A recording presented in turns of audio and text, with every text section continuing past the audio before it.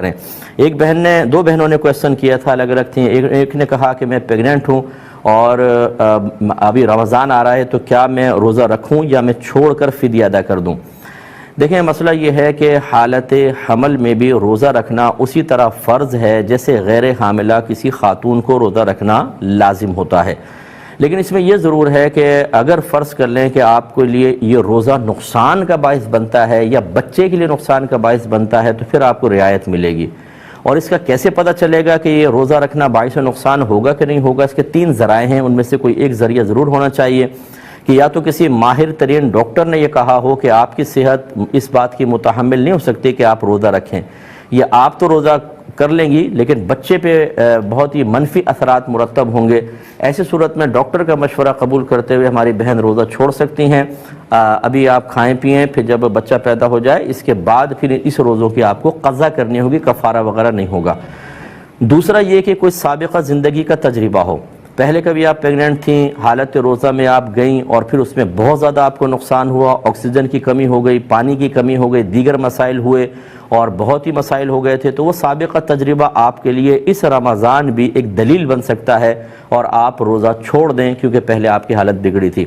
یا تیسری چیز ہوتی ہے، دونوں پہلے کے نہ ہوں تو موجودہ مشاہدہ، کہ ڈاکٹر نے بھی منع نہیں کیا، پہلے بھی کبھی ایسا نہیں ہوا، لیکن آپ نے اب اس رمضان روزہ رکھا تو آپ کی حالت بگڑنا شروع ہوئی اور بہت زیادہ پرابلم ہو گئی، تو آپ یہ والا روزہ بھی توڑ سکتی ہیں اور اس کو بنیاد بنا کر آگے کے روزے بھی چھوڑ سکتی ہیں۔ لیکن ان تین ذرائع میں سے اگر کوئی ذریعہ آپ کو حاصل نہ ہو تو صرف خوف، تھوڑا بہت اندیشہ اور گھر والوں کی باتیں سن کر کہ بھئی چلو اللہ معاف کرے گا بعد میں رکھ لینا، ایسا نہ ہو کہ کچھ ہو جائے، اس کا اعتبار نہیں۔ اگر اس طرح کی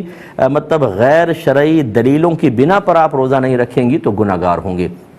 ایسی ایک بہن نے فرمایا کہ میرا بچہ چھوٹا ہے اور میں دودھ پلاتی ہوں تو اس سے روزے پہ کوئی فرق تو نہیں پڑے گا؟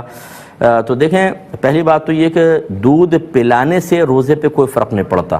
نہ روزہ جاتا ہے نہ اس سے وضو ٹوٹتا ہے، یہ اچھی طرح یاد رکھیں۔ اس حالت میں بہنیں دودھ پلا سکتی ہیں، لیکن بات وہی ہے کہ اگر فرض کریں دودھ پلانے سے عورت کو اتنی زیادہ نقاہت ہو جائے کہ وہ روزہ پورا ہی نہیں کر سکتی اور دودھ نہ پلائے تو پرابلم ہو، تو اس کے لیے بھی رعایت نکلے گی۔ ایسی بہنوں کو دیکھنا چاہیے کہ کیا بچہ آپ کے دودھ کے علاوہ کسی اور غذا پر یہ مہینہ گزار سکتا ہے، پھر تو واجب ہے کہ آپ روزہ رکھیں اور بچے کو دوسری غذا پر لے کر آئیں اور یہ مہینہ آپ روزے رکھ کر گزاریں۔ دوسری صورت یہ ہے کہ بچہ آپ کے علاوہ کسی کا دودھ قبول نہیں کرتا، آپ ہی کا کرتا، جیسے بعض بچے دوسری چیزیں نہیں لیتے ہیں۔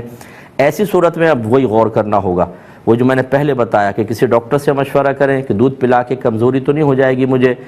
یا پھر سابقہ زندگی کا تجربہ یا موجودہ مشاہدے کو دلیل بنائیں کہ آپ نے دودھ پلایا اور روزہ پورا کرنا مشکل ہو گیا اور پرابلم کریٹ ہوئی۔ اگر ان تین میں سے ذریعے میں سے کوئی ایک چیز ثابت ہوتی ہے تو پھر آپ کے لیے